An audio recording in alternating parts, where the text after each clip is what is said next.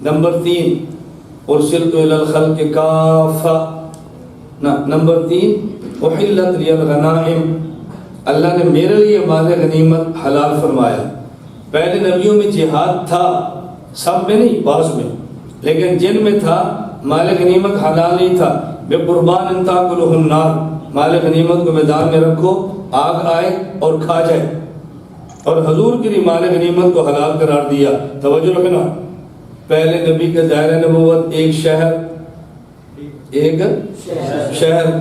تو نبی نے جب ایک شہر میں رہنا ہے تو کمانا بھی ہے، وہ خود کمائیں گے، امت کمائے گی، لوگ کمائیں گے، کوئی ترتیب تو ہوگی نا۔ اور ہمارے نبی پورے عالم کے نبی ہیں، پوری دنیا میں جانا ہے تو پوری دنیا میں کمائیں گے کیسے کمائیں گے؟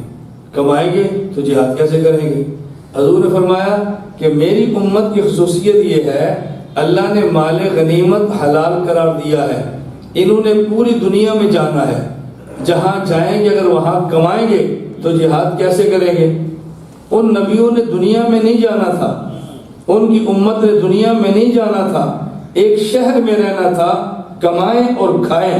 میری امت نے دنیا میں جانا ہے جہاد کے لیے، اور وہاں جا کر کمائیں گے تو جہاد کیسے کریں گے؟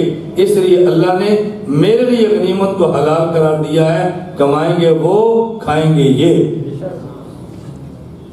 کمائیں گے وہ اور کھائیں گے، اور حلالا طیبہ، شک نہ کرنا، حلالا طیبہ، یہ حلال بھی ہے اور ستھرا بھی ہے، حلال بھی ہے اور ستھرا بھی ہے۔ تو حلت لی الغنائم اس امت کو کیوں ملا؟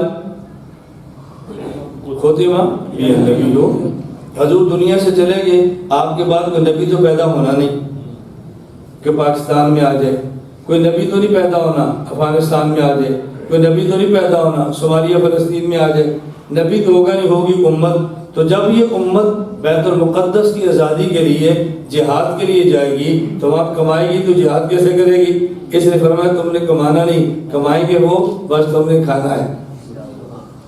ختم بالنبیون، یہ ضرورت اس امت کی۔